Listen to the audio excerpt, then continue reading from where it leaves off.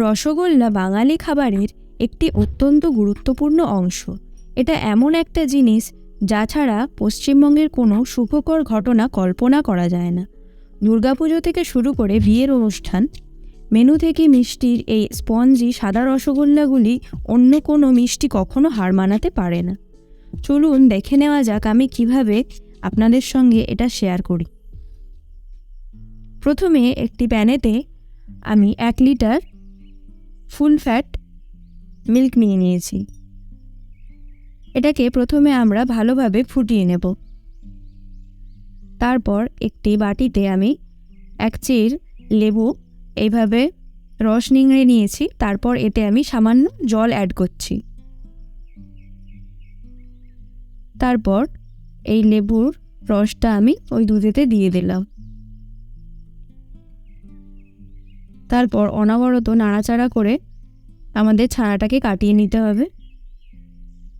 দেখুন কত সুন্দর ছানা কেটে গেছে।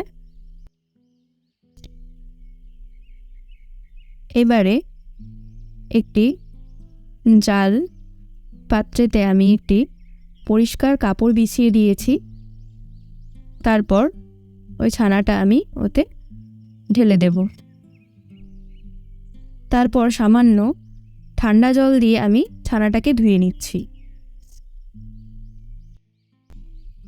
এইভাবে ছানাটাকে ধুয়ে ভালোভাবে এটাকে বেঁধে রেখে আমাদের আধ ঘন্টা ছেড়ে দিতে হবে।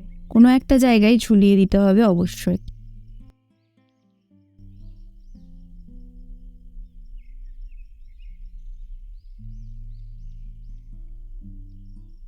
দেখুন ফিরে আসলাম আধ ঘন্টা পর। আমাদের ছানা থেকে একদম জল চলে গিয়েছে, ঠিক এই পর্যায়ে চলে এসেছে। তারপর হাতের সাহায্যে এটাকে ভালোভাবে ভেঙে নিচ্ছি। তারপর আমি এতে অ্যাড করছি 1 টেবিল স্পুন ময়দা।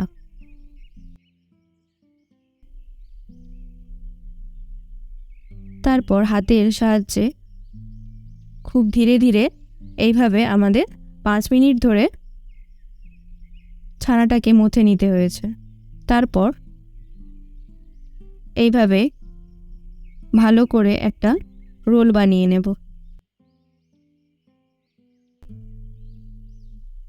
এটাকে আমি এইভাবে ছোট ছোট করে কেটে নিচ্ছি।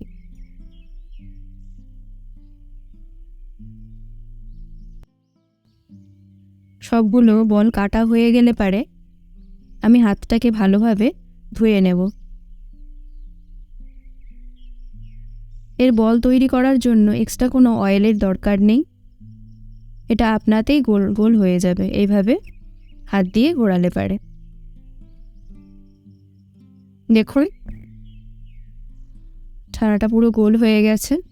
সবগুলো একইভাবে আমি গোল করে নিচ্ছি। তারপর একটি পাত্রেতে আমি 50 ml জল নিয়েছি আর তাতে দিচ্ছি 1 কাপ পরিমাণ চিনি।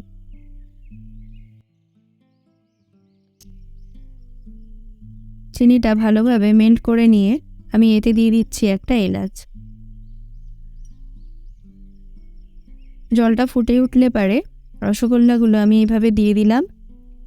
রসগোল্লাগুলি অনবরত এইভাবে নাড়াচাড়া করতে হবে। এইভাবে আমাদের 15 মিনিট ধরে রসগোল্লাগুলোকে ফুটিয়ে নিতে হবে। রসগোল্লাটা বেশিক্ষণ ফোটাবো না, তাহলে কিন্তু ফেটে যেতে পারে। দেখুন রসটা আমাদের অনেক গাঢ় হয়ে গেছে। এবারে আমরা ফ্লেমটাকে অফ করে দিয়েছি। দেখুন আমাদের স্পঞ্জি রসগোল্লা একদম রেডি।